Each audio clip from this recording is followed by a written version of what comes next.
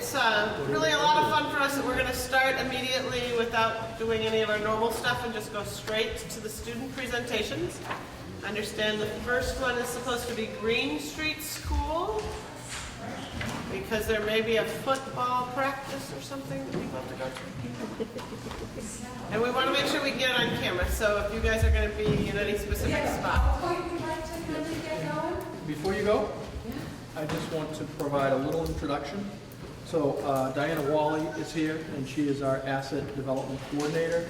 She does a great job organizing a lot of our events related to the Student Leadership Program, especially the summer program that we're going to hear about. This is a program brief.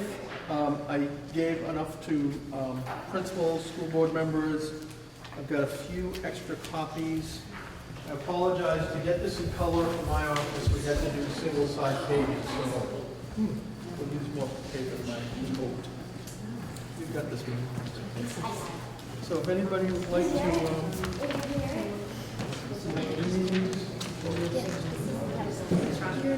So as we hear from the students, I'm not going to interrupt the students, but there will be some new materials that I'd like to highlight. If you flip some of the pages now, you'll see some of these students from the summer program. And I'm just going to try to get to those pages.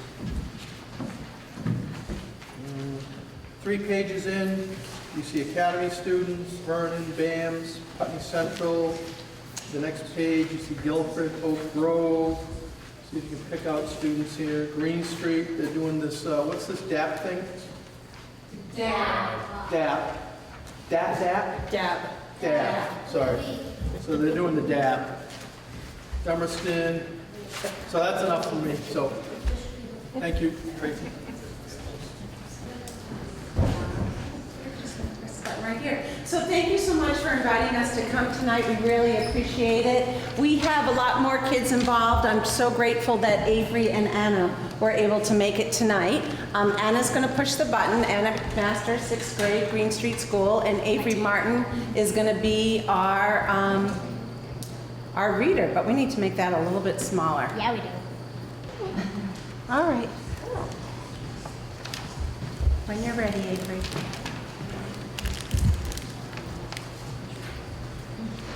The 6th grade students agreed to miss lunchtime to help make Green Street School a better school. We have 13 students who are dedicated to our program. They are Andrew Hale, Matthew Gordon Macy, Josh Damon, Ryan Childs, Joey Reynolds, Michaela Carlton Newton, Jazzy Vargas, Allison Corey, Sean McNeil, Avery Martin, Jack Charette, Luke Beagley, and Anna McMaster. Hey, my job. My job.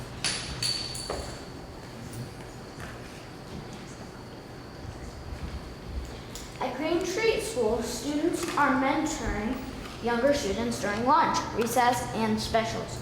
Students will work with Mr. LeBlanc and the bus drivers to improve bus behavior using positive reinforcement and video. Teach and model use of the Find a Friend bench, coordinate Mix It Up Day, and Pencils of Promise. Commitment to promote kindness and respect throughout Green Street School.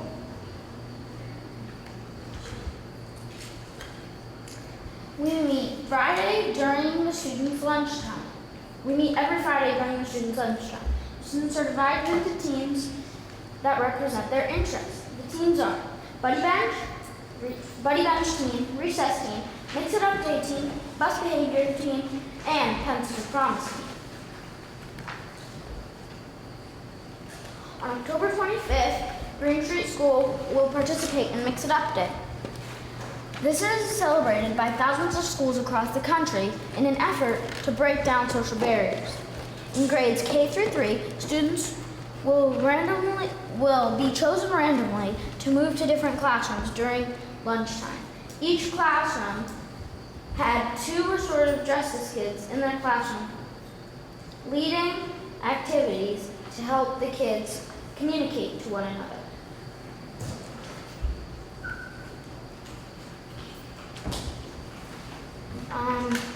Mix It Up Day, a national campaign launched by Teaching Tolerance in 2002.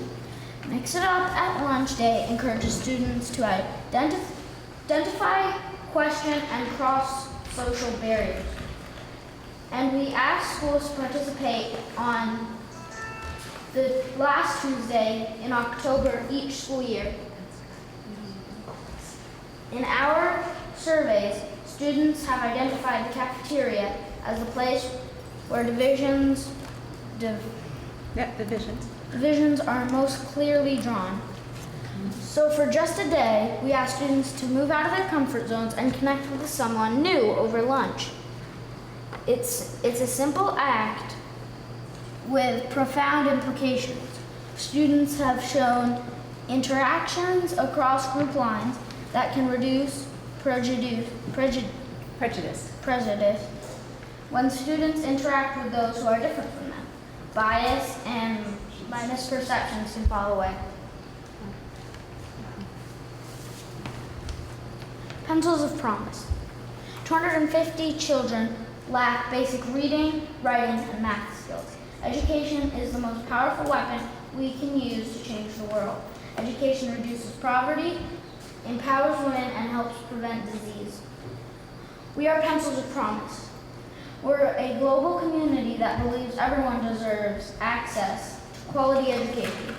We're reshaping the landscape of education, guided by a 100% promise. Trainings. Some of the restorative justice students attended the summer program and school for international training in August. We examined the school climate data and set priorities for the school year.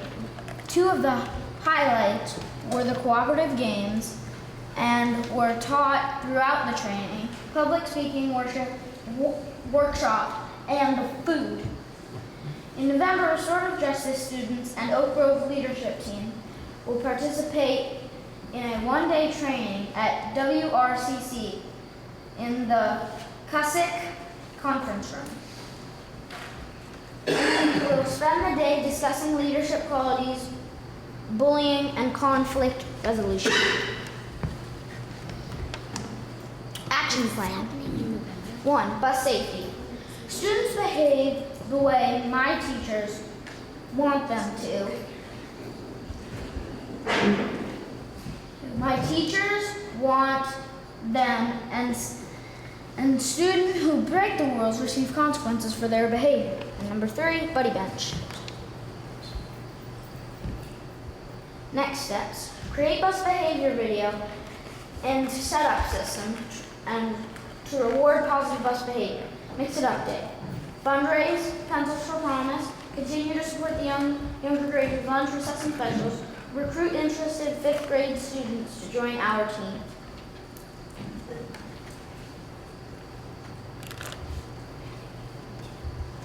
I think that's it. That's it.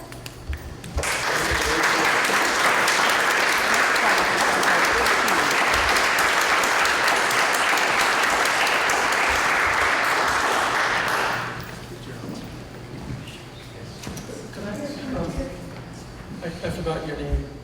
Avery, could you just explain the buddy bench concept? Yeah. The buddy bench is if you don't have anyone to play with, at recess you go sit on a bench, and then hopefully someone will come to you at the bench and ask if you want to play with them. All right, very nice.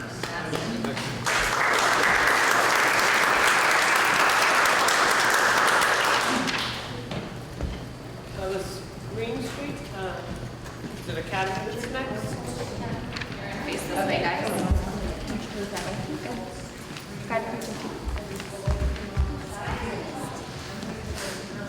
Good evening. My name is Ruth Palmieri. I'm the school counselor from Academy School, and I guess guess I'd have to say that Coach is a sponsor of the leadership team. And the first thing I want to say is I literally just got out of a dentist chair, so if I talk a little funny, I just had my tooth drilled. At any rate, our team this year has 10 students, and some of them had other commitments tonight, but Natalie did come, and Christina, JT, and Skylar. And one of the things that we're going to work on this year, similar to the last presentation, is bus behavior. And we were really fortunate that we actually had 2 students who have parents that are bus drivers. So we had Liz, Skylar's mom, come and speak to the group, and it was really interesting to just watch the kids sit back and hear the bus driver talk about her perspective and some of the things that happen on the bus that aren't safe and some unkind behaviors. So she gave us a lot of ideas about ways that we can incorporate her view into some role plays, some readings that we might do with the younger students, and some whole group meetings. And she's very gracious and said she'd be willing to come in multiple times to meet with classes and talk about bus behavior, because that's something that we really want to target this year. So one of the students who wasn't here, Sammy, wanted me to say that one thing that was really important to him this summer was getting to be on a college campus. That meant a lot to him when we were out at Landmark College for our retreat, and also that he really enjoyed the food. So what we're going to do is the students just wanted to speak for a short while and tell one thing, either a goal that they have with leadership that they want to work on, or something that they really appreciated about the summer retreat. So we'll start with Natalie. Just speak straight up. What I want to work on is helping kids that ride the bus have better bus behavior. Also, I enjoyed doing role plays with all my new friends I made at Landmark College. In conclusion, I want to make the kids that ride the bus have better bus behavior. Christina? What I liked about Landmark was seeing new people and playing new games that we could teach other kids for free. One thing that I liked about Landmark College this summer was the stations that we would do, including the role plays and some other stuff. I was really inspired by all the friends and people making friends. It was just beautiful. I am going to be a better leader this year because I was inspired by the retreat. Thank you.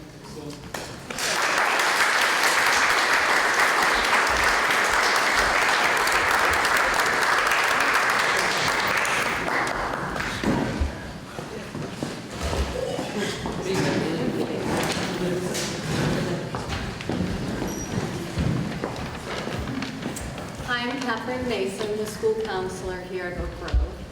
And we have about 12 fifth and sixth graders who are in our Student Leadership Council. We had about 6 students participate this summer at the leadership program up at Landmark. And it's a real privilege to work with our students. They're quite remarkable and inspiring, as you will see tonight. So I'm going to let them take it away. Hi, I'm Kaya Bros, and we are all 6th graders from Oak Grove Schools. Thank you for inviting us to your meeting tonight. I'm Pat Sawyer. We all went to the summer leadership training at Landmark College. It was great. I'm Joshua Curtis. Leadership training was lots of fun and a huge learning experience. One of the best things was learning about using games for team building. So we want to show you one of our games we learned. It's called Pulse. Josh is going to give us directions, and Kaya and I are going to help. Okay, first we need you to move over to where Kaya and Pat are and sit in the seats. Use one of our Oak Grove groves instead of a quarter for heads and tails. So now I'll give you the directions. Everyone in their line needs to hold hands, and you will all close your eyes. Only Thad and Kaya can open their eyes. I will flip the grovey, and if it lands on heads, then Thad and Kaya will send a squeeze or a pulse to their partner. The second person to squeeze the next person's hand, and so on down the road. Let's practice a squeeze now.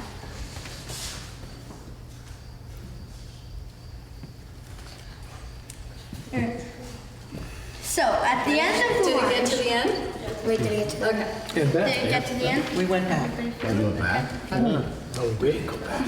Varsity team. Okay. So you don't have to go back, you can just stay down. Just keep it at the end. Okay. So at the end of the line, when the last person gets the squeeze, you need to grab the fish from the chair. Okay. Where's the fish? On the Down chair? Right down there. The first team to grab the fish wins that round. If you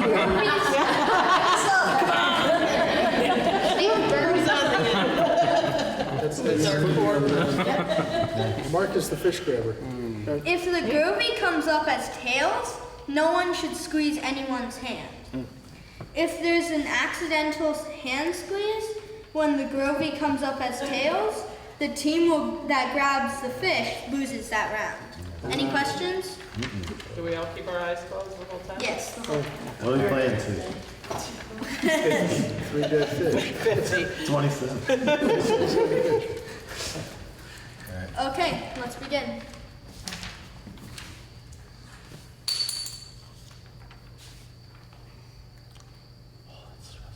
Okay, nice job.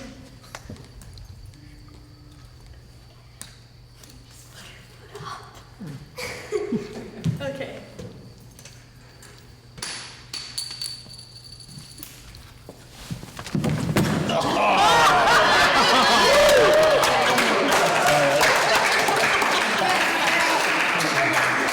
You had your eyes. Is there a nurse on site?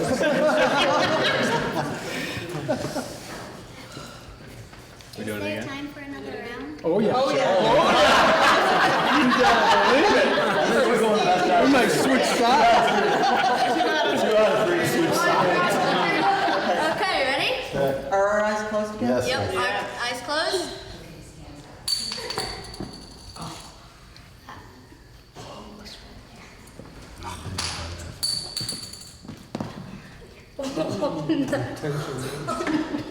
That's cheating. No. No, it isn't. Well, what are you doing? That is cheating. We can't see to give our eyes. Leave your hand up. Yeah, it's okay. What if it lands on edge?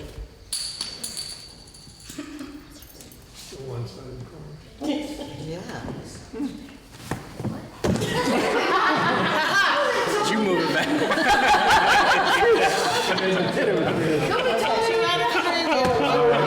We got one tied. We got a fish. We got Want another one? fish on it. Oh, no. 1 each. Tiebreaker. Eyes closed? Yeah. Everybody ready?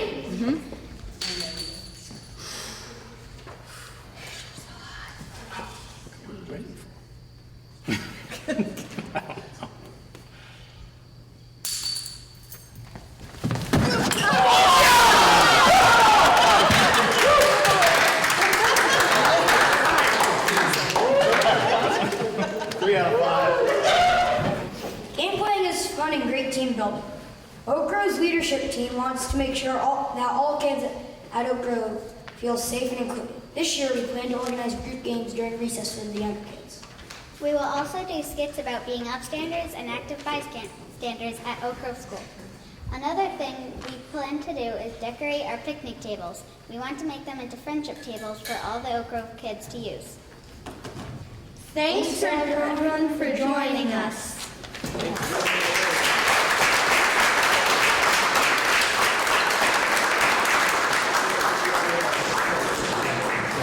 So I'd just like to make a few comments. I really appreciate the students and their families for being here tonight. Great way to demonstrate some of the things that you've been working on. And when you do get a chance, take a look at this brief that one of the things that I'm really proud of is we've kind of changed the graphics in terms of social competencies to make it more student-friendly, and I think this will be a document that will help us in the future. I think the fact that we have older students working with younger students is really the philosophy of this on social competency work. We have had interns now come to our leadership program that themselves, now in high school, they were in the middle school program when they were 6th or 7th and 8th graders, so it's really nice to see that kind of continuation. As I mentioned, the groups that were there, we had over 80 students for those 2 days. We'll do a follow-up day in January with those students, along with other members of their leadership team. We have a high school class called Dimensions of Social Change, where high school students are taking the work that the younger students did in their action plans and designing workshops. So the high school students will be running workshops for the younger students, 4th, 5th, 6th, 7th, 8th graders. 13 separate workshops with all the schools in our supervisory union. And what's really exciting is towards the back of this, where we have our climate survey information, that's where the students this summer were looking at the results of their school climate surveys and deciding what types of activities, what types of things that they needed to focus on. And quite frankly, we added a question about bus behavior. Many of the teams in the program in the summer decided that's something that they really should address. I'm really pleased that the students have talked about how they could incorporate the drivers into that discussion, and really having the students think of ways to improve the behavior. So I'm just so proud, and I'm just so glad that you're able to be part of this and that you'll continue to work on this. And when you're in high school, you'll be teaching this to younger kids. So good work. Thank you.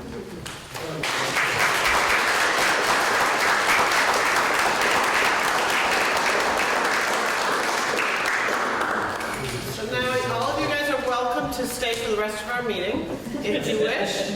We're actually quite a bit of fun up here. Not as fun as that game.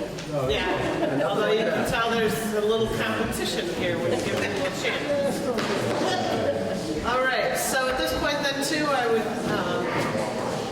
entertain a motion to, maybe we should start with recognition and not just motion of minutes.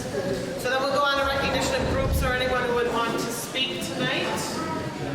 Are you still in time, maybe? Almost. I'll be quick. You want to stand up, introduce yourself? This will not be as fun as the kids. My name is Andy Davis, and I am an employee of the Just real loud. It sounded normal to me.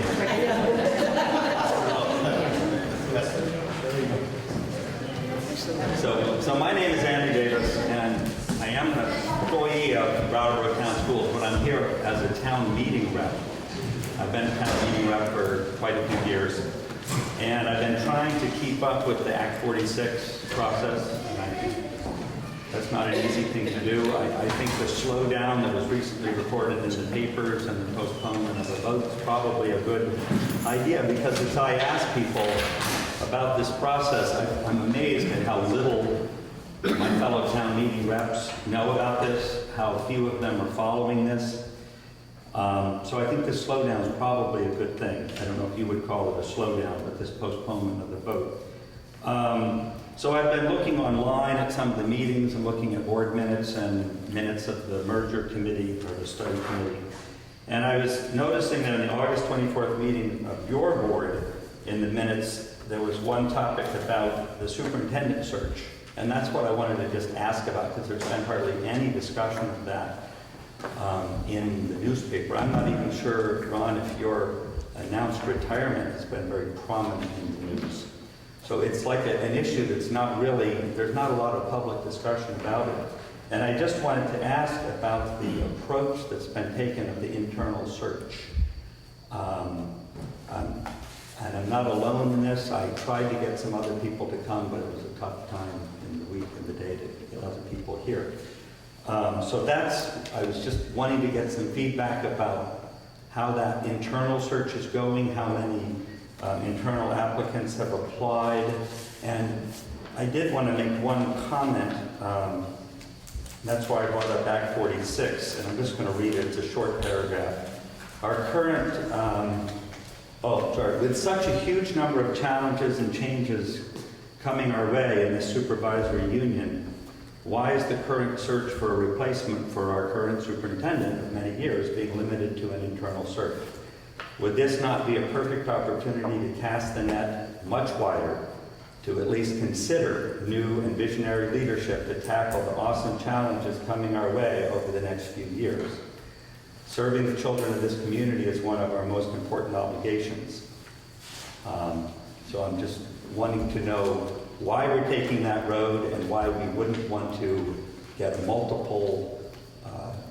larger pool of candidates. And this is I'm not bringing it up as a personal thing. I know I've heard some talk about different people possibly interested, but it's more the process of why this isn't a broader search. I know our library recently hired somebody from as far away as Ithaca, New York, and is very happy with the match that happened there. So I'm just wondering why we're doing it that way, and if there's anybody on this board that would comment. And I would say that after those comments, I have to hurry home. But thank you for giving me this opportunity. So just so you know, on the agenda under the SU Finance Committee, Mark and I were going to share a memo that kind of outlines what we've talked about in the past, but it's got a little bit more detail in terms of the process. So I don't know if we want to do that now or... Yeah, I did want to respond that we have talked about it several times at those meetings, in open session, and at the supervisory level at least 2 or 3 times at those meetings in open session as well. So it has, I think perhaps Ron has been reticent of standing up and screaming, "I'm retiring." But it's public knowledge. It is. Public meetings. But it hasn't been, I guess, proclaimed in the front page of the newspaper, perhaps. But definitely it has come up. If it's okay with the rest of the board, I think we could jump ahead to that and attend to Andy's question and do that now. Pass down these. Thank you. Do you have enough to share out there? Do you have enough or you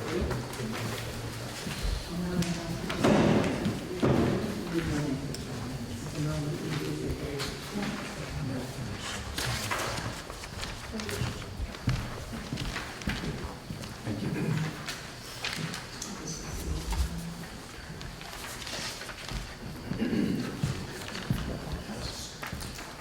Well, Ron's handing that out. Since I was a member of the Finance Committee, initially our first thrust was to convince Ron not to retire. Yeah, good job. Yeah, so if that not working, Not that working.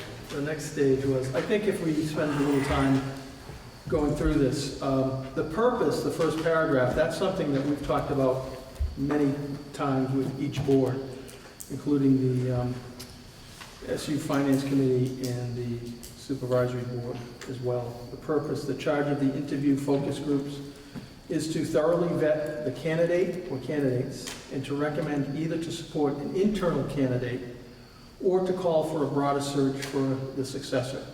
So it's really 2 stages. The first stage would be looking at internal candidates and then deciding, after we go through these details, where we stand with that. interrupt? That was one of the things, Andy, when you say why is it only an internal search? I guess I would disagree with the wording, and that was something that I know if you go back and look at our meetings specifically, we asked if that was what we were saying when we said internal search, that for sure was ending right there, because that was a concern we had as well. So the screening committee has been established, which includes myself, Frank Rucker, our business administrator, and the SU Finance Committee. I have compensation committee because the SU Finance Committee, which has representatives from each board, really works with me with my contract. It's an evaluation compensation board.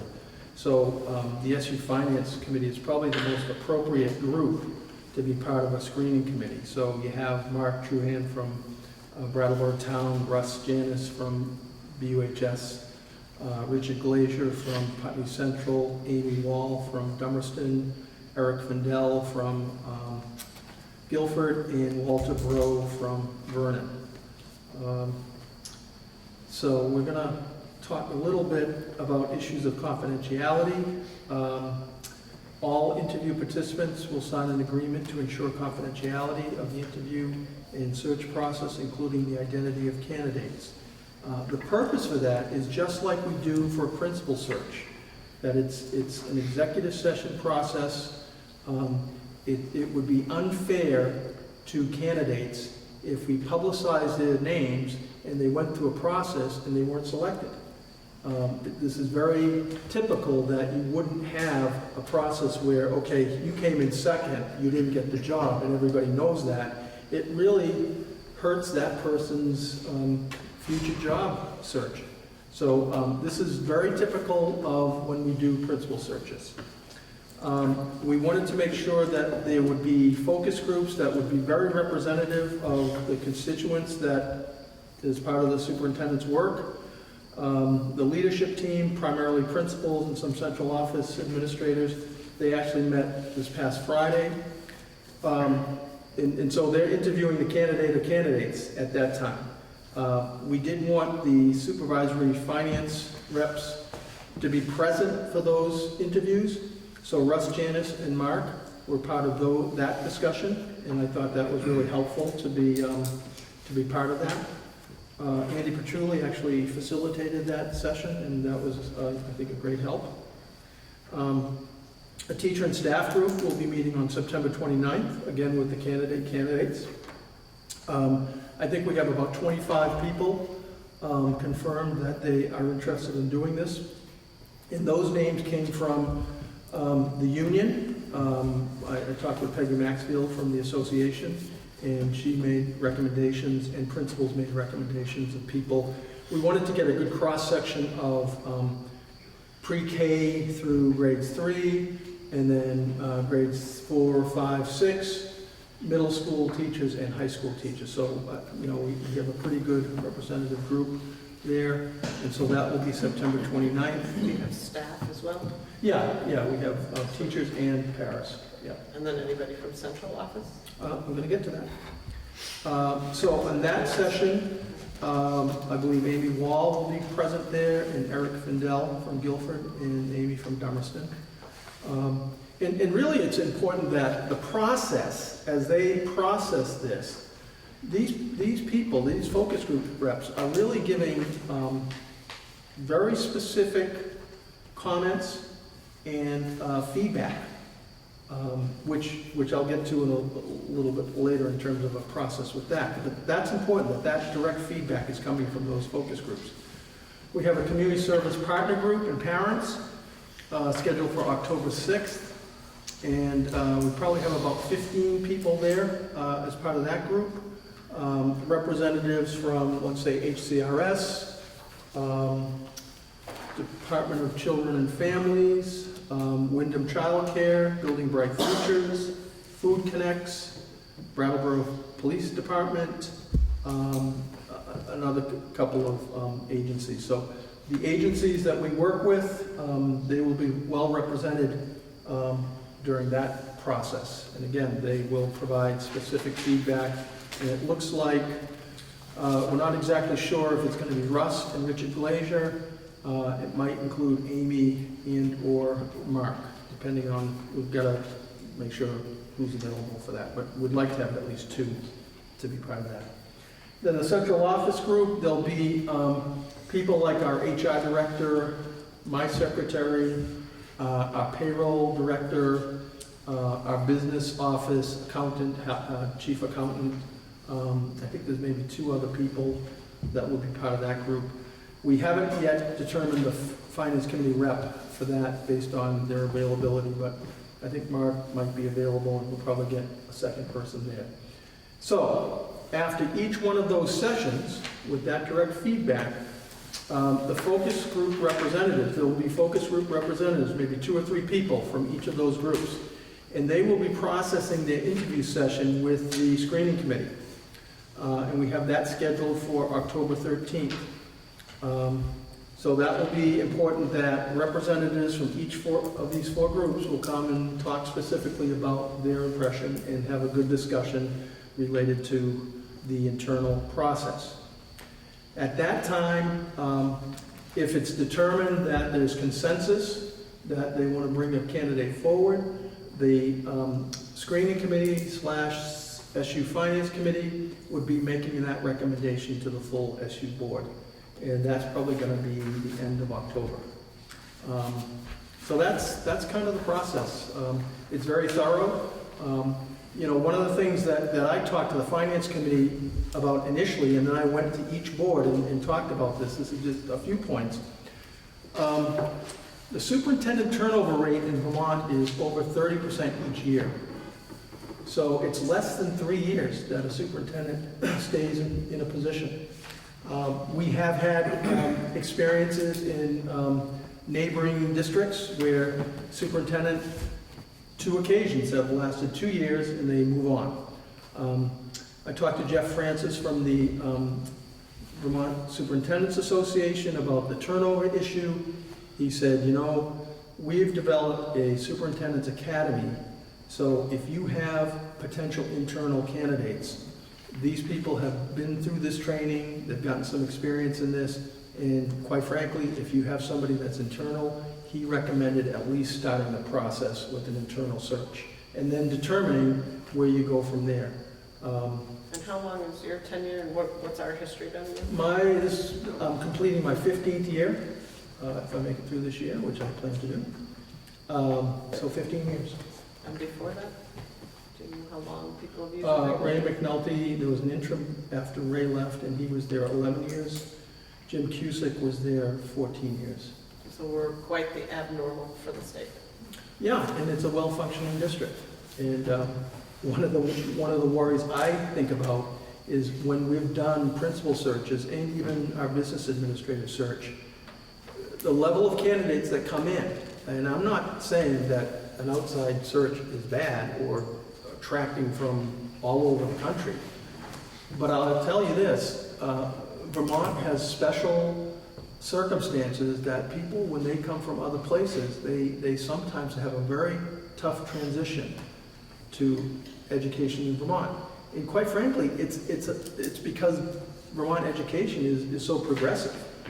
And in some cases, I've seen at the principal level, candidates that come in, and I'm saying to myself, oh my God, they're gonna blow up this place. And I just, you know, those are just some experiences that I've had. And again, I think the key is, somebody asked at one of the board meetings, so will the administrative team have more weight than the teachers and that?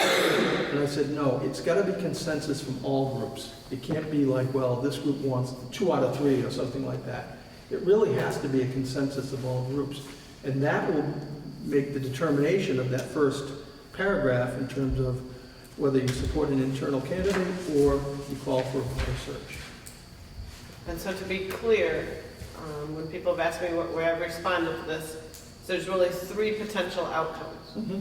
One is that this group says, after all of this, all these groups, the consensus is the internal candidate is not up to it or is not what they want to consider. Mm-hmm. And then the second could be that they want the internal candidate to be the recommendation to the board for all of us to consider. And then the third would be that they're not exactly sure, so they'd like to open it up and see what happens in an external search, but they haven't actually said no to the internal candidate or candidates that come up. Yep. One of the things that, I think Jeff Francis talked to me about is Wyndham Central, to the north of us, just went through that process of an internal search, and they have essentially replicated their process to much of the extent. And they needed to make a decision that, okay, so if this is the person, we're not going to open it up. And if they decided to open up, that internal candidate was very clear, I'm not going to go through that process again. Now, this person wasn't saying they didn't want the job, but they're saying, I've already gone through a very extensive process, actually a more extensive process than I went through. And that person could be considered as a finalist if you got to that point. So, I mean, but I think your 3 options. Well, that's interesting, though, the caveat being that the internal candidate could say, well, if you're not going to say yes to me right now, I'm done. I withdraw. Yeah. And that's certainly part of the possibilities, too. Any questions from the board on that? Mark, you have, you've been part of the initial discussions and... Well, the initial discussion, the initial meeting we had last week, I thought was conducted very, there was a lot of conduct. The questions were applicable, and they will be applicable throughout all the various groups that will be interviewing internal candidate. It was conducted very professionally, and I see no fault in using this as the first step in the selection process to find Ron a replacement, unless we give it a mistake. But we're not going to be able to do that, I don't think so. But I was much impressed with the thought process that has gone into what we see before us right now. Anybody else with any other comments? I had one question for Andy. Do you feel that the town reps should be part of the community focus group? Is there a representation that you wish they had on that group? I hadn't even thought of it. I mean, I think community service partners and parents, it may, I don't know how people got on that.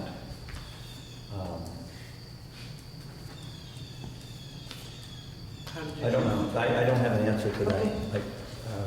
I'm not sure by statute you need to, but it sounds like you've got a community group chosen.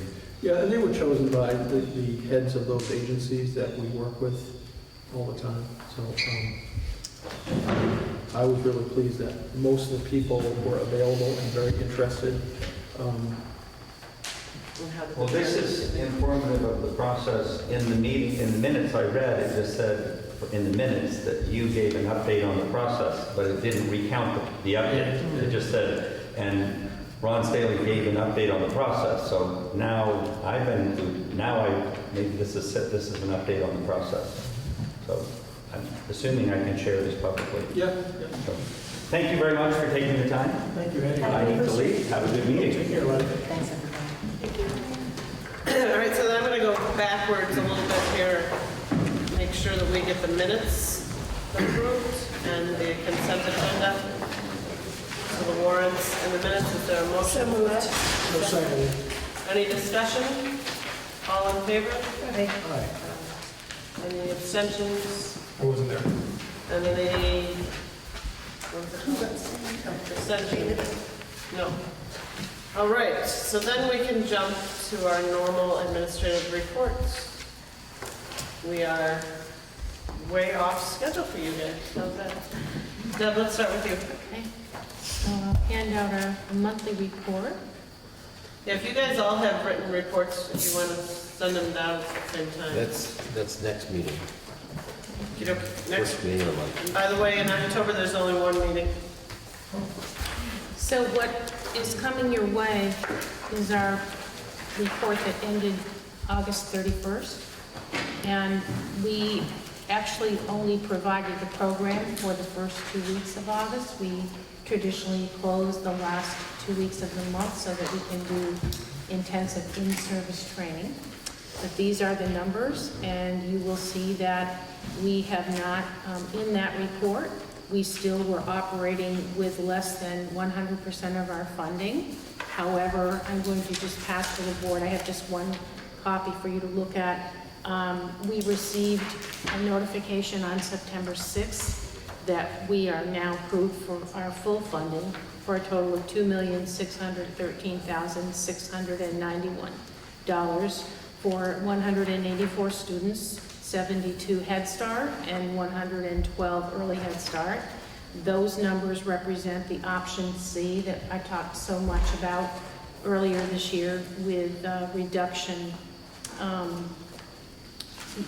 23 Head Start slots and converting some of our, making a more equitable distribution of Head Start and Early Head Start funds with a more accurate allocation.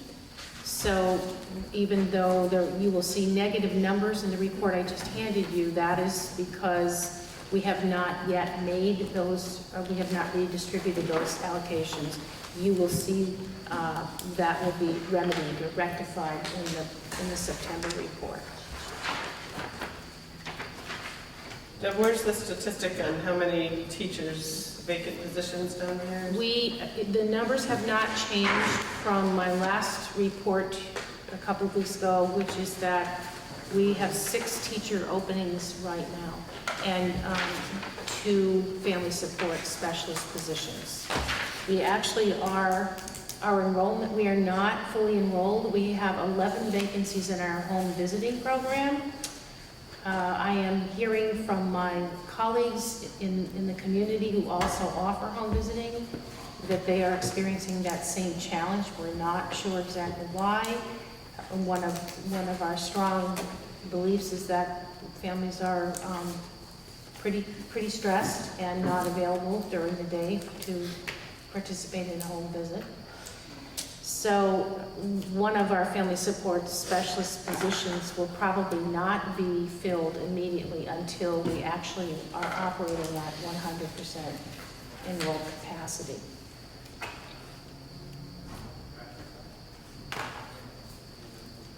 And if that trend continues, would you think of opening more slots in the facility as opposed to the building? If that trend continues, we have already begun, although it's a bit premature to make any strong recommendations so early, to think about alternative ways to provide services for in those slots. Well, some of the ideas that have been just tossed around are we can convert them into classroom slots, and we were thinking perhaps we might do that in partnership with another agency. But again, those are just very preliminary thoughts. All right, passing it on to Mark. Thank you, Deb. Okay. Just want to point out that this weekend we have our first fundraiser of the year. It's our annual tag sale. So on Saturday, the 24th, from 8 to 12, front lawn of Green Street School, we'll have it's a huge tag sale. So families throughout the next couple of days at Green Street will be delivering items that they want to get rid of, and we'll be selling them on the front lawn. And typically it generates some nice income for the school. And like the Tulip Trot, 100% of the funds go directly towards students' programs, winter sports, When is that? that type of thing. This Saturday from 8 to 12. So if you're out and about in the town, feel free to swing by. It's a fun event. Have a nice bake sale. It's a nice community builder. People tend to bring their families and hang out a bit, so it's a nice time. Another date I want to inform you on is our open house, which will be next Wednesday, the 28th. Like last year, we are going to be doing a cookout on the front lawn, so we'll have a large grill set up. Donovan from Cafe Services will be grilling hot dogs and hamburgers and provide some potato salad as well. We'll ask families to bring a side dish, but essentially we'll have an open house in our building from 5:30 to 6:15. So during that 45-minute period, there will be ongoing presentations in the various classrooms for families to visit, including the specials classrooms. And then from 6 to 7, that hour will be kind of an open picnic type event in the front lawns. We ask families to bring blankets and basically have a picnic-style barbecue. It was a lot of fun last year, and looking forward to year 2 and praying for no rain. Gonna play some games like this? Yeah, well, it's a Gaga ball? we could. Yeah, borrow the fish. Just a few other things I want to point out is that, as I shared at the last meeting, we've started a cross-country running team. We've got about 12 students participating, 5th and 6th grade. They have their first meet on Tuesday afternoon in Surrey, New Hampshire. So they have uniforms and everything. They'll be running their first race. This coming Friday, we have students from Switzerland who will be visiting us. So the Swiss exchange students will be at Green Street School participating in the various French classes in 4th through 6th grade. So looking forward to that as well. And then next week I'll be highlighting all of the new after-school programs that we'll be unveiling, and I'm really excited about the amount of programs we're going to be able to offer this year and the variety. So I'll highlight that next month. Andy? Oh, hi Jerry, didn't see you. So tomorrow night's our open house, and similar to Green Street, we have a barbecue. Ours is 5 to 6, and from 6 to 7 is the open house portion where parents will come into the school. Board members are always welcome at these events, and same deal as Green Street. Tomorrow night. There's a barbecue, cafe services, and Mary on the grill, and you're certainly welcome to come by. What's that? Mary on the grill? Yes, sir. Oh, yes. How are you going to grill it? Yes. Mary's going to be manning. Yeah, that would be more appropriate for the minutes. Yeah, Sorry. next to the grill. Mary on the grill. Where did you grow up? You're from Massachusetts. Yeah, I want your roots. Just saying, we used to put people on the grills. Do that This Friday at Academy School is Benchmark Day, which means,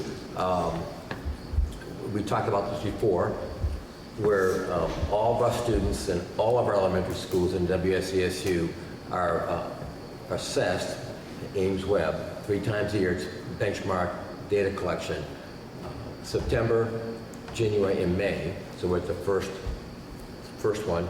And that's going on in those schools and should be, it's now completed Academy. And on Friday, we review that data with each grade level. So Mary and I will have a series of 7 one-hour meetings with groups of teachers reviewing the data, which is, it's a screener. Remember, it's a screener. Ames Web is a screener, and it will give us information to where our students are beginning the school year at in literacy and mathematics. And then from there, we will look at that data and we'll determine which students need closer monitoring, we call that progress monitoring, and then which interventions, if any, we'll be using to accelerate or increase their rate of growth in the academic area. I also like to get a date from the board where we'd like to talk about the potential proposal to have a lab school in a partnership with Antioch College. As you know, Deb Cardane is a teacher at Academy School, and she's on leave of absence this year, getting her doctorate. She's also doing work with Antioch, working with potential teachers in the master's degree program.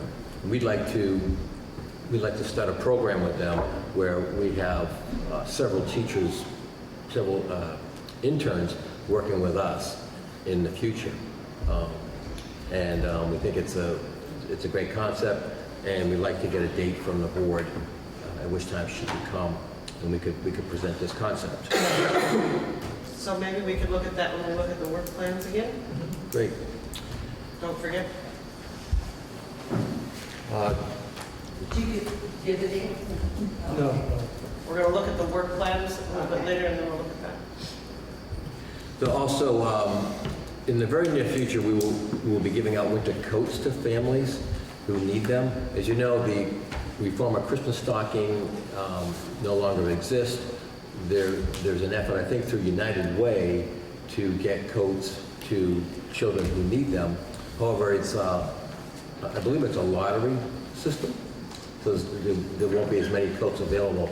However, last year, the Christmas stocking had an abundance of coats. There was some after it ended that were not playing, and we were fortunate enough to secure quite a few of those. And now we're in the process of getting them to Academy School families. So our social worker Jody and counselors are busy organizing a system to get those out to folks, and that'll be happening at Academy very soon. Also, just wanted to follow up. We talked a little bit, I think, last year about a potential for a partnership with Canal Street in the Academy, and Deb and I recently met, and we are underway with that, and we are anticipating that the first step of that will be having the Head Start teachers come to Academy School and observe our kindergarten classes and also observing the children they worked with last year, and creating a mentoring system with our teachers. And there'll be more to that, but that's the beginning stages of that. Thank you. Thank you. Jeri, kicking it down your way. Yes. I want to start with just, checking in again if anyone has any questions regarding a copy of the letter I sent home to families about what we really consider here kind of a minor incident last Wednesday. Students were out on the playground. I was actually in the building. A staff member reported sounds that sounded like gunshots. And, what should we do, that sort of thing. We decided to bring students in because it was 5 minutes before lunch anyway. So, and we did it in a very calm, systematic way. We just brought them in, lined them up. We did, we did contact Brattleboro PD, who was unaware of anything that was going on, so they sent a couple of patrol officers over to patrol the area, in which case they found that there was a military drill being conducted down at the cemetery. So we had received, contacted central office, who started receiving calls. We had received a call, said, "Want to run the scanner," from a parent, at which time I said, we should probably send something out to all of our families. So we did that, sent out a robocall through our Blackboard system that evening, or that afternoon actually, as well as the letter that you all received. So I know that there was some additional news press that was out on Thursday, but that was, we never went into a lockdown. We never, even in speaking with the police officers who arrived, I mean, the whole thing was really over in 15 minutes. They, I told them what we did, and they felt that was, certainly satisfactory. And so we just kind of went about our business, feeding kids lunch, staff inside. Most people really didn't even know what was happening. So, if I could just make a comment, I really appreciate Jeri's work on that. A situation like that can be very disconcerting to the whole staff and community, and she did a great job. I think the follow-up letter was fantastic. And I also appreciate Brat PD, the Brattleboro Police Department. They're very responsive work, and getting to the bottom of it, but also just making sure that there's follow-up with Jeri and the staff. So really good work. I'd like to echo that, Jeri. It's something that I appreciated when I worked with you at BAMS as a parent and had that type of open communication. And I think it's really helpful to parents to feel like there's not anything going on that they have to worry about, that this, even though it turns out to be really minor, I think it's comforting to parents to have that heads up. And thank you for it. Well, thank you. That also, however, led us to thinking about our first drills. We had our first fire drill this week. Yesterday's staff meeting, most of it focused on ALICE training, which we've talked to folks about, as well as lockdowns. So we're having our first lockdown on Friday. I put a little note to families in the newsletter, as well as on the website, about that and what does ALICE mean for an elementary student, and what are we going to do here. So we're doing something a little different in our first lockdown on Friday. In talking to my staff, I'm going to announce that we're having a lockdown drill. But what I've asked teachers to do is to make sure their doors are closed and that, and they're locked, which they normally are. They just have to kind of, sometimes they put a little something in between so you can get in and out, but they're always locked. And then group the students together, but have a conversation. And the conversation is to be thinking, like, in the room, what might be a place that you could go and hide out of sight? What might be a place where you could go that you feel that you could be safe but still be able to hear me as a teacher if I had to give you further directions? And so that's the conversation they're going to have on Friday in their classrooms, as opposed to, because Alice, definitely has trained us about the past practice of all getting in a closet or all huddling in one corner, and recognizing that past practice, while we thought it was the best practice at the time, we're finding out it's not necessarily what's best practice. So that's what, and then we'll start drilling some of those thoughts and helping kiddos think about options, but ultimately at this age, it's always following teacher direction and making sure that you're listening to the teacher, you can find a teacher to guide you. The other thing I've mentioned, our open house is tomorrow night. We have a book fair on the stage. That's why we're in here, because all the tables that we normally use for our meeting are being used for the book fair. So our book fair opens at 5:15 tomorrow night for parents, and then families can be in classrooms from 5:30 until about 6:10, where then we'll conclude in here with an all-school sing. Our benchmark meeting that Andy spoke about is on Monday. Brian Bittner, as well as Paul Smith, also come and attend and work with our vertical teams, which is our K1, our 2-3, and our 4-5-6 teams at various times. And the last thing I want to brief you on is had a meeting today with my MTSS Action Plan School Improvement Team. We can take on a whole bunch of different names. I'm okay with calling it whichever one you like to. But the idea is it's really focused on curriculum, assessment, and our goal setting. SWIFT, which is an organization, the SWIFT stands for School, I have to look at my cheat sheet, School-Wide Integrated Framework for Transformation. It's not a program, it's not any kind of curriculum. They really are providing technical assistance. They're out of University of New Hampshire.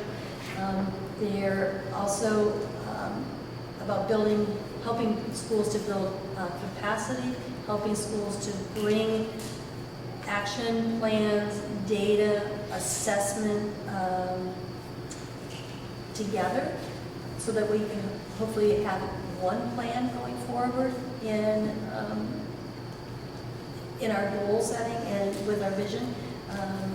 For the schools, sometimes we end up with a lot of different plans. So it's providing, again, SWIFT will be providing technical assistance to our team in a collaborative effort, listening to us, what is our direction, what are our needs, identifying all the great things that are already happening here, not only at Oak Grove, but in the district, and what more can they do to help us maintain and stay on that path. So it was a very good conversation, and we will be continuing to work with Mara Hart, is her name, from the SWIFT organization here throughout the year. So I don't know if you have any questions about SWIFT, but MTSS is definitely a part of that. So they're looking at kind of like our structures and systems that are already in place. Our MTSS, which like our vertical teams, our behavioral supports as well as academic supports, administrative leadership, our educational framework in terms of inclusion of students in special education being included in regular ed, general ed classrooms, family and community engagement, and then inclusive policies and district policies and transparency with it. So kind of 5 components.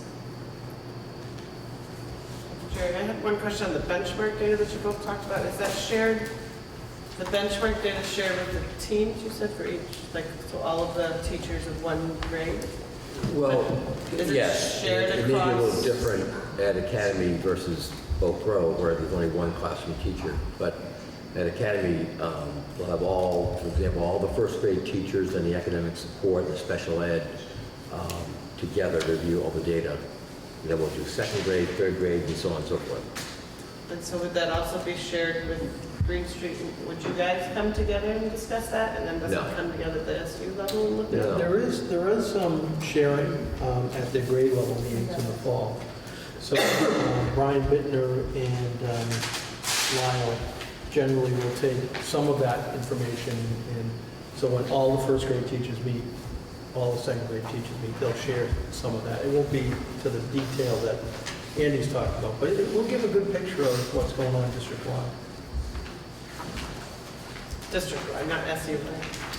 Brattleboro town. I mean, no, actually, it is SU-wide because the grade level meetings will involve all of the schools, right?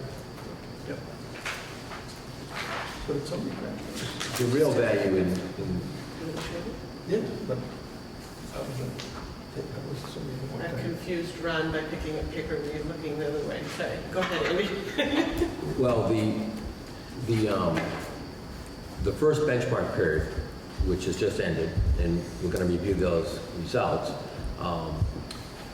give us data on individual students, so it's to inform, instruction, to inform teachers about where their 17 kids are in their classroom, and now, so what has to happen to accelerate their achievement.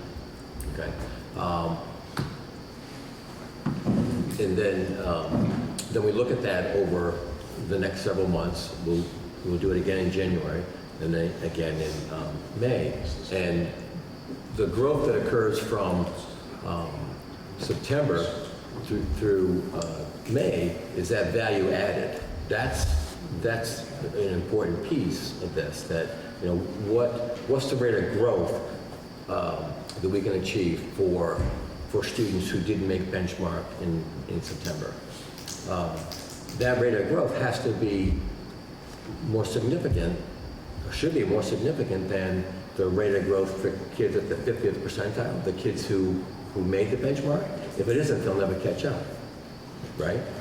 So, I mean, that's the real value or one of the real values of this data, is to use that to help us figure out how we're going to accelerate the growth, to get those children who are below grade level early in the school year to that desired point, that goal, by May or June.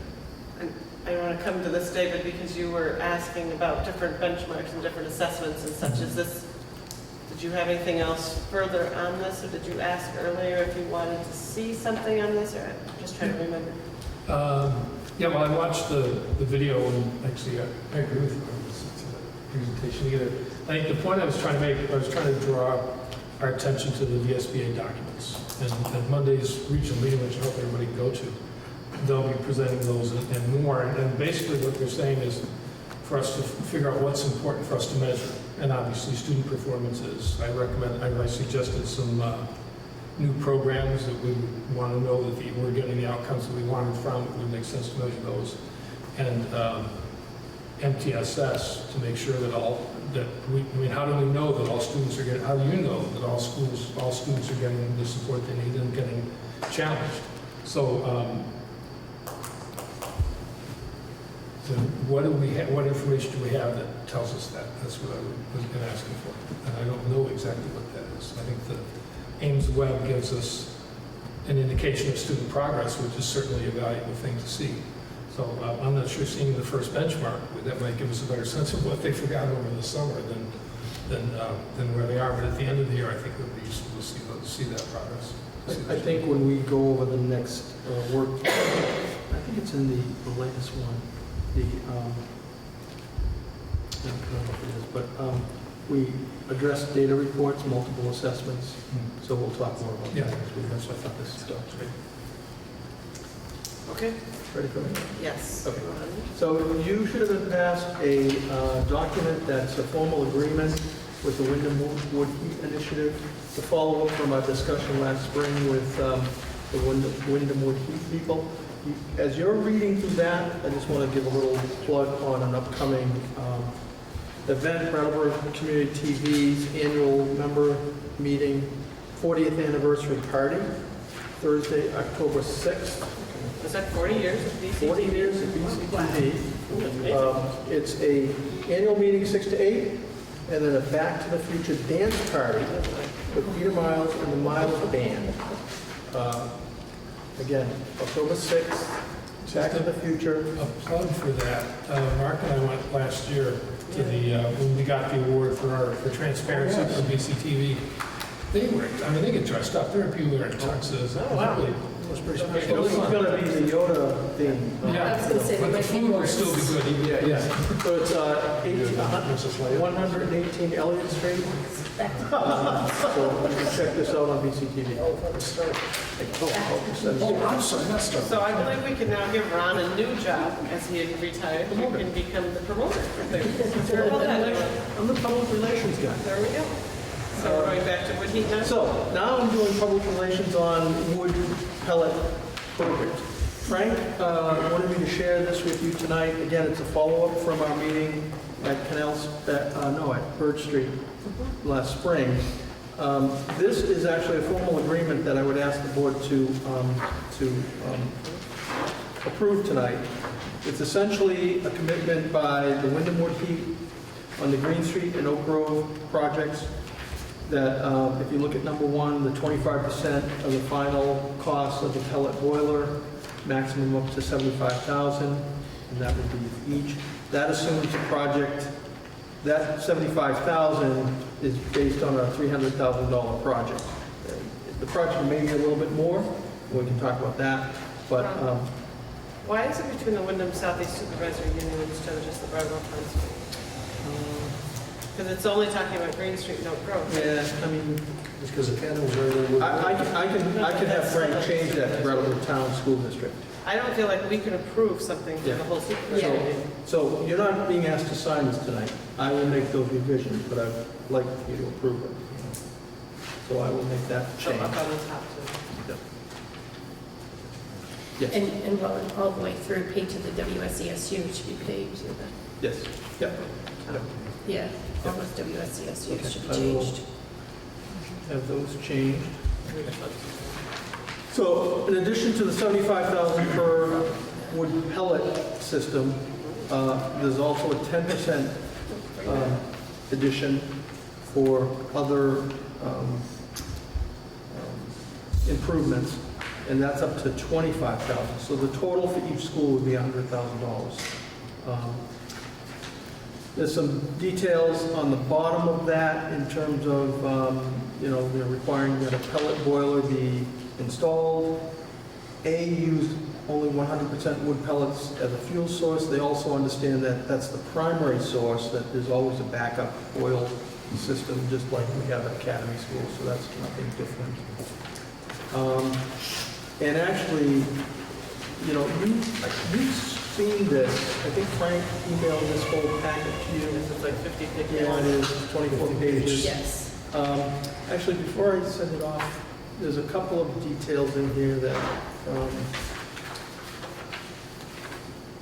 the executive summary. So like, as you take a look at this again, the summary of Green Street being the heating system, wood pellet system, and other recommended changes, the total there would be $740,000. And for Oak Grove, it would be $522,000. So those are numbers that were discussed last spring. And so what they're doing is saying, let's confirm that you want us to go forward on this. Obviously it has to be a process where there's a bid and everything like that. There's a couple of notes that I have here that, Frank will develop a draft project timeline. The way it works is we choose the design engineering for the project, the contractor to implement the project, but they can help with the design, or what they call design build RFP. So people like Chris Epp, who has been very helpful at Academy, he will be helping us, consult with us as well. So that's a great resource. So if you have questions, I'll try to answer them. Got one question, and it's on the first page under item number 2. It looks like the emboldened print that says all recommended conservation measures have been implemented functionally according to specifications. Is that the contingency upon which the payment is based? Are they making certain other things other than just a pellet boiler? Yeah, if you go into the third or fourth page of the lodge report, right, it's got a breakdown of just the pellet boiler, but then a list, a dollar amount of some of the other initiatives, and then in that document, it talks about the initiatives like tightening the windows. Yeah. Okay, weatherization. Weatherization. So all that's saying is contingent on that work being part of your project, you'll get an additional $25,000 toward that. Very short pellet. I have a question. Oh, what other, about the voter approval? Last time we did the pellet boiler on Academy, we did not need voter approval. Not to diminish their importance in this, but why do we need it? The assumption is you're going to need a bond for each one of these projects. Okay. So that would require voter approval. Moves it into the voter approval. Yeah. And you did with Academy. Okay. Town meeting. Yeah, Town rep. So I have a question here, and it's really a question because maybe it's just a dumb idea. But it says we agreed to, and I was just wondering about local, in that this is supposed to be the Wyndham Wood Heat Initiative, and I know part of the whole idea was fuel sourced locally in so much as possible. Is that alluded to at any point in here? I think even the larger document, that's certainly the intention of the Wyndham Wood Heat Initiative, that, local source of pellets. At one time, we had really local within Brattleboro, Vernon. I don't know if they'll have the capacity to do all of these, but certainly the Wyndham County process is hopeful that there'll be local contractors. Where do our pellets come from for Academy right now? Do they come from? So I'm trying to find out. Yeah. I knew you were going to ask that, so I quickly. Vernon used to supply. They're not from Vernon. Yeah, they do still in the high school, but I think it's over in New Hampshire. Yeah, it is a little bit of a distance. And your local is still... There's a pellet producer in Rutland as well that was in Londonderry or Springfield, and then they closed that facility. But one of the goals of that project, and one of the reasons to try and get it into control of local hands, was to be able to get enough boilers in place that there's a market that would lead to a local producer, and also engage all the local people who work in the forest to make those products available instead of leaving them in the woods.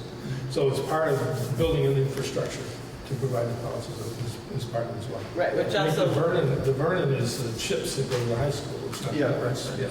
And those Which also led to that question of whether it was even feasible for Wyndham County, whether we really would ever get to that level or whatever. No, we have enough trees. And But under they said Act it 46, might we be- can get the Putney Forest. Right, the Putney Forest, we have just figured it out. So anyway, any other questions? Skip that one. So I would ask that we have a motion to approve this. Frank will be working very closely with you and the Wyndham Wood Heat people.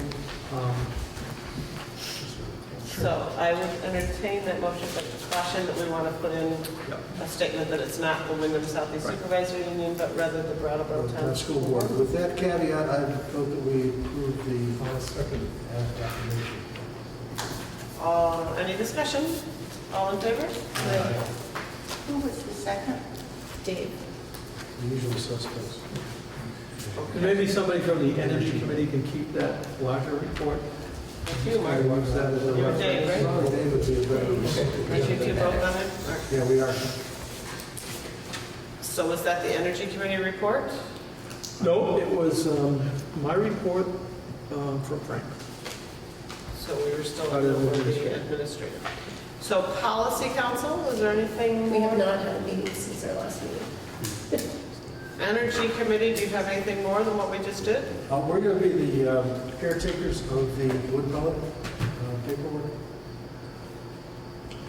Yeah, and I would think that anything that comes forward, that we need to have special board that would go to that committee. Yep.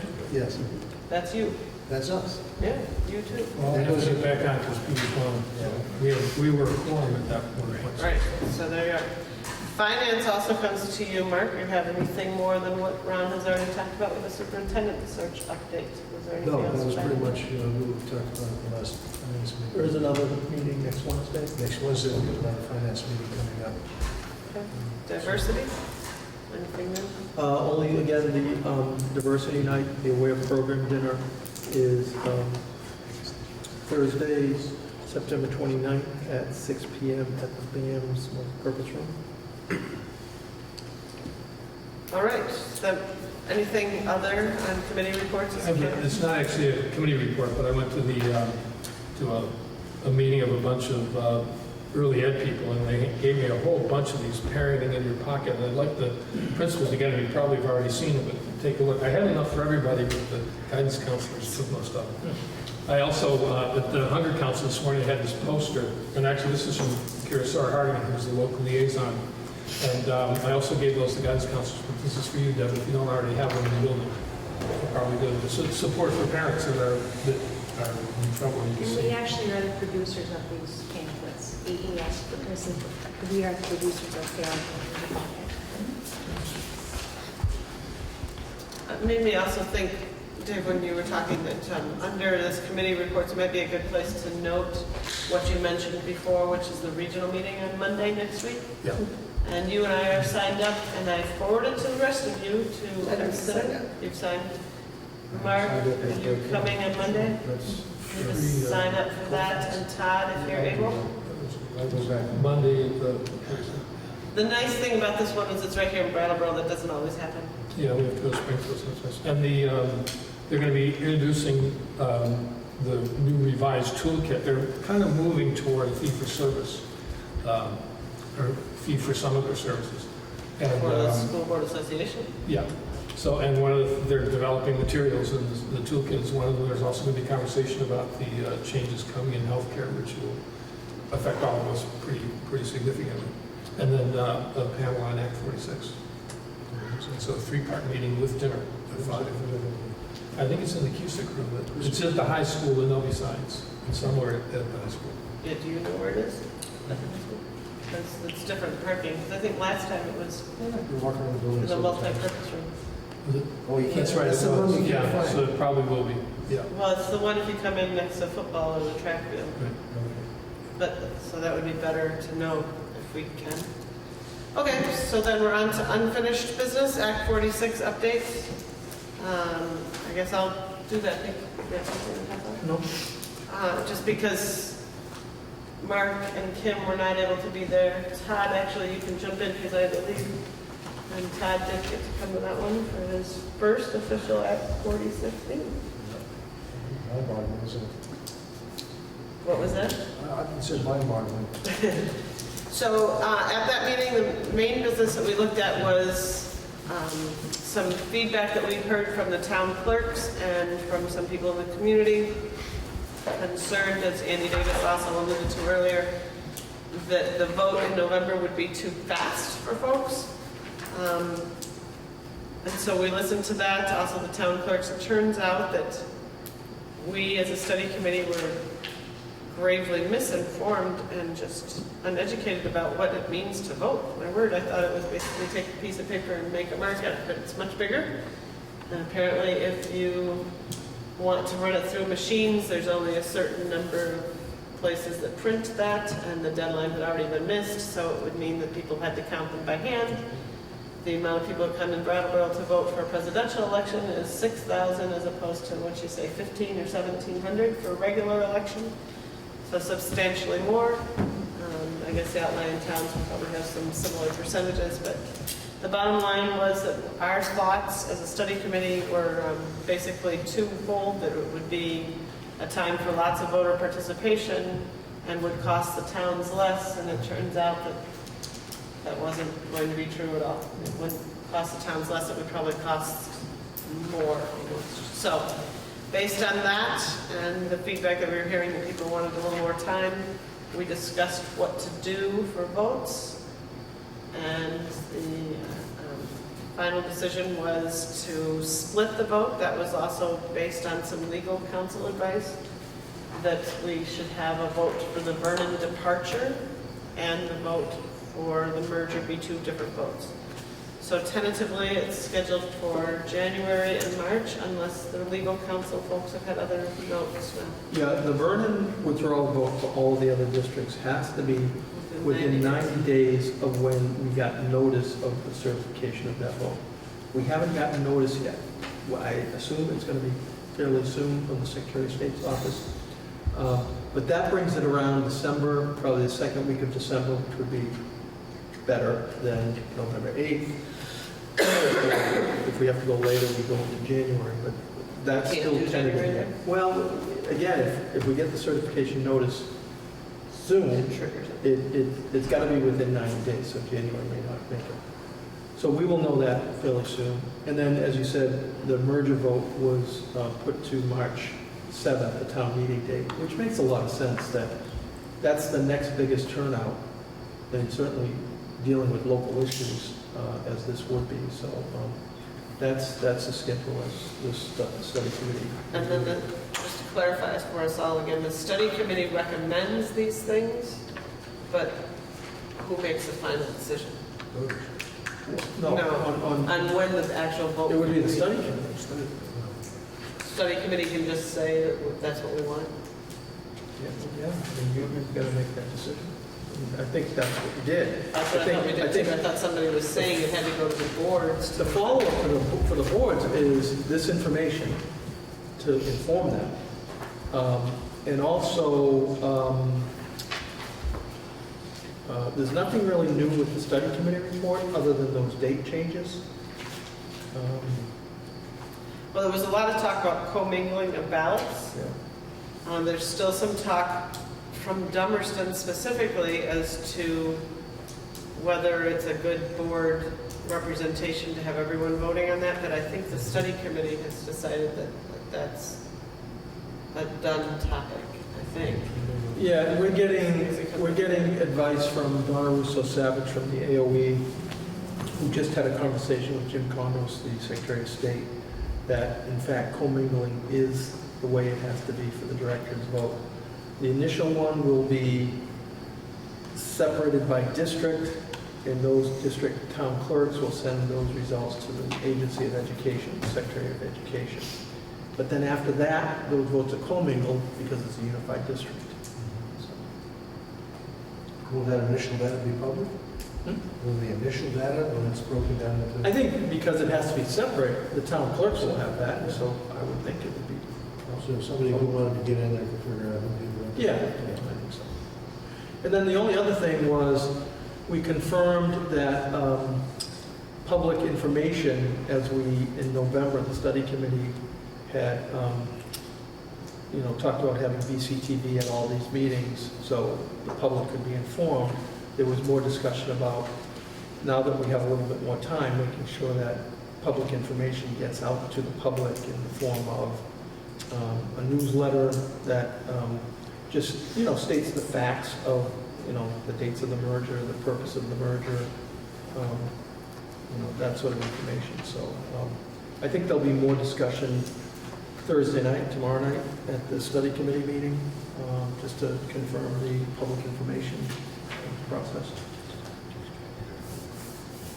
And interestingly, the town clerks all spoke up at our study committee meeting asking for some sort of information to be able to present at the November election, because they felt like that would be a good place to reach out to the community as so many people come to vote.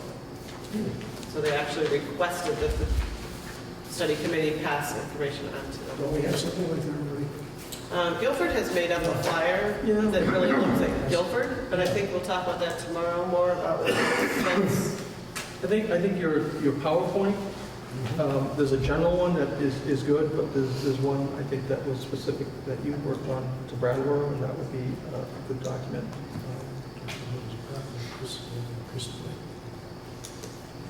Okay, so moving on, if there's no other questions on that? Moving on to Eureka Math, and I think that was, I don't think that's, nobody's prepared to talk about that. I think that was part of the updated work plan. I think it was on because we wanted to make sure, David, you got your, to speak about it? your concerns, because you were the one that brought that up. Is that right, Tom? Is that what we were doing? I think that's what we're talking about.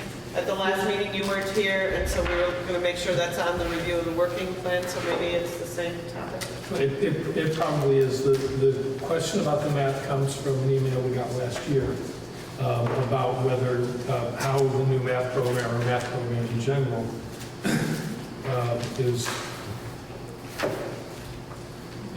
helps or meets the needs of kids that need a lot of challenge in math, kids that are really good at math. And I recall that we said, well, we've got a new program, we can talk about that in the fall. And we also talked about community forums specifically on how we're meeting the needs of all the kids in general. So related to that, just as an example, November 16th, the data reports, multiple assessments. There will be some review of the Engage New York, which is Eureka Math. It's the same thing. But later on in March 1st, what we want to do is have Engage New York, Eureka Math, teachers to talk about the program and the Reading Street assessment indicators. So that will be more of the detailed review at that point. Would that be for us, not for a community forum? That's our... Well, that will be, see, that'll be for you. Hopefully people come, but when you go to the next meeting, March 15th, there will be that school report and data, so there'll be a follow-up with that. It probably won't be as detailed. Well, so we could build it March 1 and invite public and make sure... I would. Because we're going to have teachers come, so... So maybe we can change this so it clearly says community forum. Yeah.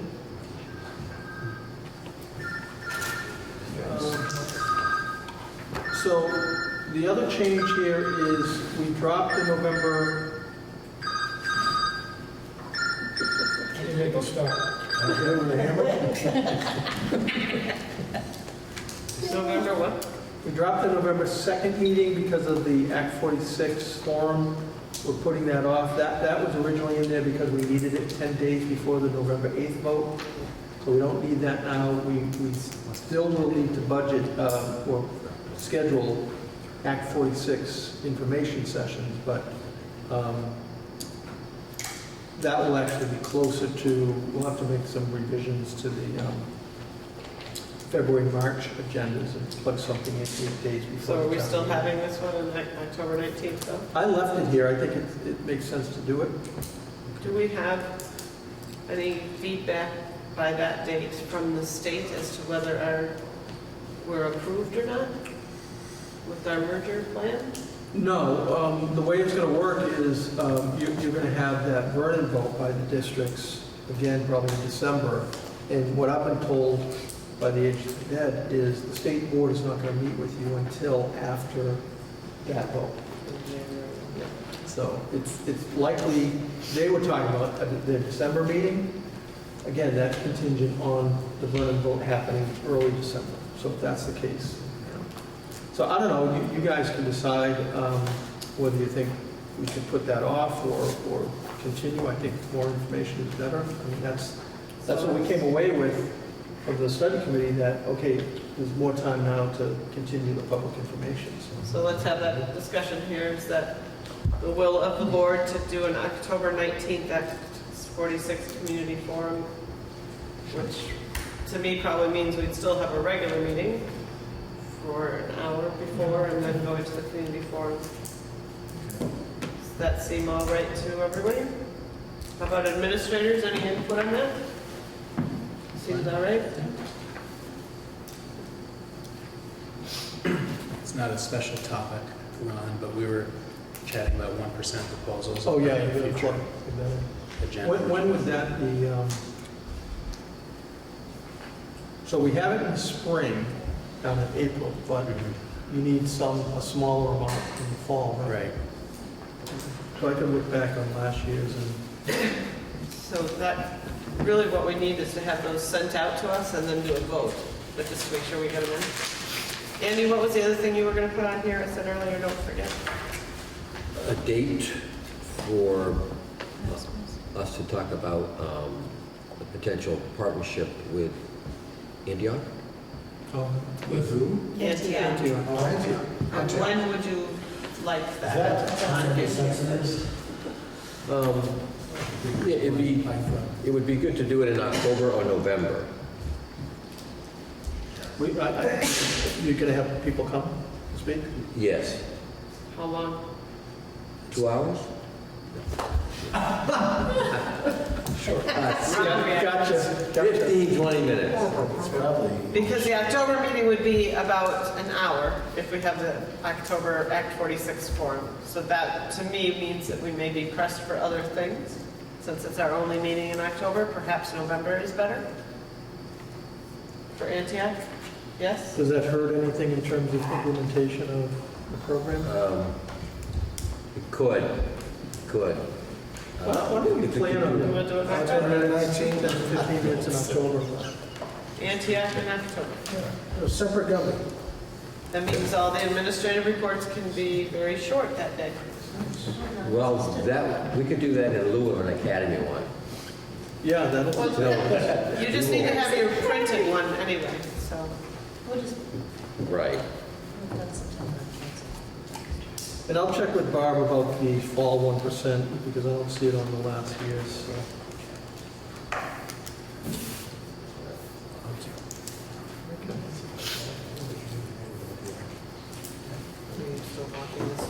No, I mean, I just want you to take a look at it. So then the only other thing that sticks out is this math. We'll do March 1st. David, do you think that gets to what people were asking about? If we do the March 1st one with the Engage New York, which is also this Eureka Math. I don't know. We do that as a community forum. It's a presentation to us, but that the community's broadly invited and Is invited to, participate in that discussion. And then in March 15th, we would have our town information night with more community involvement. Okay. And anyone have anything else for us to think about? Otherwise, I just need next agenda items. Well, I recommend that we have somebody from Antioch come. Thank you, Ron. Sorry. Update on the superintendent search. Public information on Act 46. That's no basis covered right there. And full reports, full administrative reports, especially with those numbers. I think that when the administrative reports come out, we've talked before about the, what did you call it, Mark, almost a czar position of hiring someone to worry with the coordination between DCFS and the I didn't use the word czar, but maybe a primary Right, that's coordinator, but that's a good term. I could get behind czar. Like that. Well, in any case, just that we, when we look at those monthly reports, I mean, we've had some pretty significant discussion in September, so in October, I want to make sure we look at that again. Yeah, and so in January, we have a community forum with trauma informed schools and community. That's really what that topic is about. But just maybe it'll get better, right? I mean, October could be like really positive news and less homeless and less. Maybe in summer. All right, any other topics to come before the board, or I'll entertain a motion to adjourn? So moved. Second. All in favor? Want it noted that we're out of here